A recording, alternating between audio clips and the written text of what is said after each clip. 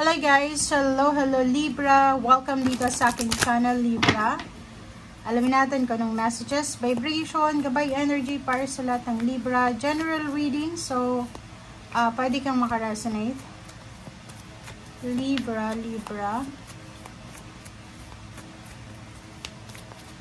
Okay, tingnan natin. It's timeless reading. Pwede kang makaresonate ngayon or pwedeng bukas, makalawa, or sa susunod na araw.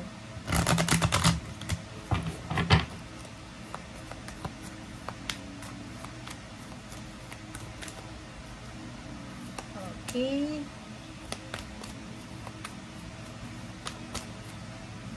Libra.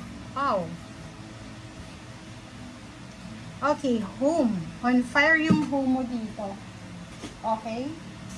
So, Libra, kung makikita mo yung first card mo is all about home. So, yung focus mo dito is all about family, foundation, siblings, kids, parents, foundation mo, yung home. Pwedeng may mga Libra dito na on fire yung kanilang family. Diba? Yung siguro maraming nag-aaway-away, maraming hindi pagkakasunduan sa pamilya, or posibleng sobrang fiery. Yung fiery kasi is, hindi lang naman negative yan, minsan positive din. Yung sobra kang masaya kasi wish fulfilled yung ano mo, yung mga satisfied ka sa result. Pwede din yung fiery yung home mo, sobrang excitement yung mararamdaman ng bawat isa sa pamilya. Yung hinihintay nila is number 30, the garden and the gate. So either may isa sa kapamilya nyo, Libra na naghihintay ng visa, contract signing, release, parang ganon. It's either freedom, annulment result, physical health result, exam result, pagka naman tong result, board exam, parang ganon. So nakikita ko sir dito Libra na excited yung buong pamilya, anticipated yung events na to di ba? Kung ano man tong hinihintay nyo, on the way na siya. It's either 30, so pwedeng January 30, or pwedeng end of the month of this year or next year. So, marami kang may expect na happenings na yung parang yung mga hinihintay nyo, darating sila sa inyo ng buong pamilya every end of the month. Especially 30 siya. Okay? So, pwedeng January 30, meron kang mga good news na matatanggap. February 30, parang ganun. Or pwedeng March, parang ganun. 3 months from now, 3 weeks from now, 3 days from now, parang ganun.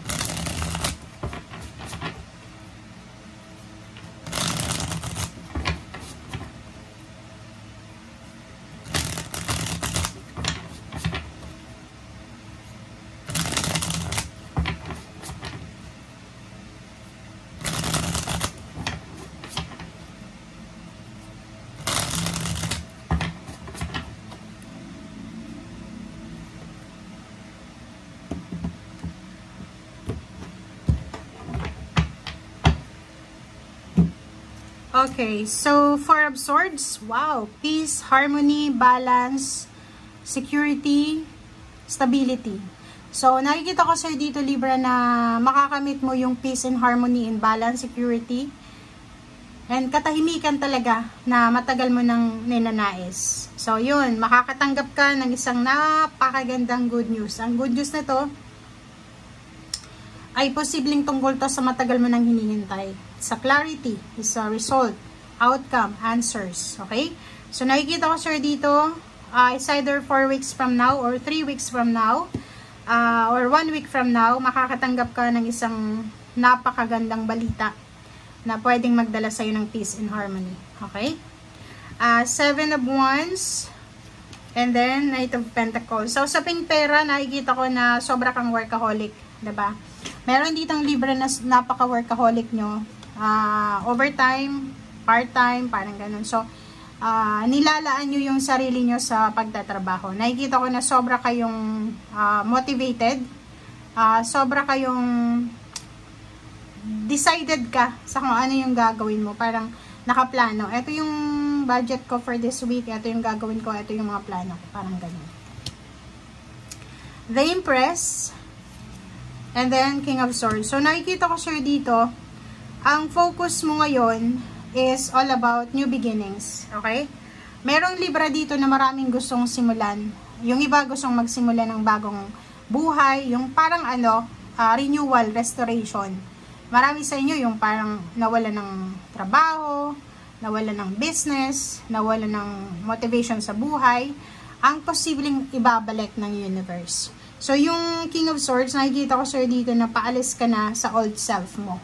Paalis ka na doon, parang nakapag-desisyon ka na hindi na ako tulad ng dati, ganito. Yung King of Swords kasi, is yung, gusto mo nang iwanan yung mga bagay-bagay sa buhay mo na hindi na needed talaga. So, tapos yung Empress, new beginning siya. So, ibig sabihin, marami kang gustong iwanan sa nakaraan, sa past life mo or past self, na mga bagay, financial, emotional, and gusto mong makapagsimula ng bagong buhay. Like, for example, yung taking care of your physical health. Yung iba, trabaho ng trabaho, hindi kumakain, hindi nagpapahinga.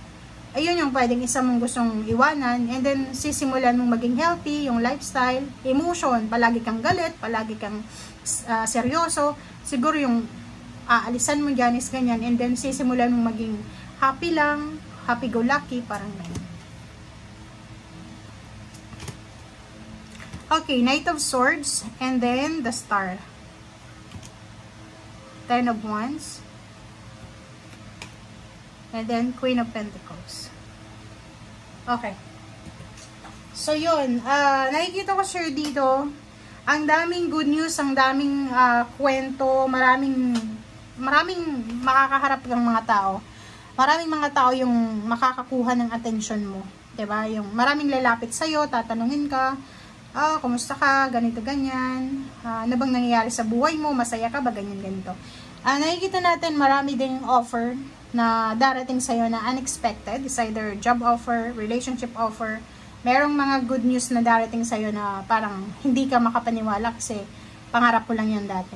Okay? Sobrang workaholic, sobrang daming mga parang ang tawag dyan, hindi ka mabakante. Yung sobrang busy ka sa buhay kasi gusto mong kumita ng pera, gusto mong mahawakan yung perang ito. So, nakikita ko sa'yo dito na nakafocus ka talaga sa future ngayon. And nakafocus ka sa pagbabago. Ayaw mo na nang naghihirap ka. Ayaw mo nang bumalik sa mga dating nangyari sa buhay mo. So, talagang tatrabahuhin mo siya. Ito, tatrabahuhin mo talaga. Tingnan mo to, itong 10 of Wands. So, yung 10 of Wands, kahit hindi mo na kaya, pinapasan mo talaga. Yung Queen of Pentacles naman is all about money, pera. So, nakikita ko sa'yo dito na ang purpose kung bakit ka workaholic is because gusto mong maging financially balanced, financially yung tawag dito, yung financial freedom yung makuha mo, yung parang hindi ka naman problema sa pera. Okay? Thank you guys for watching. Bye!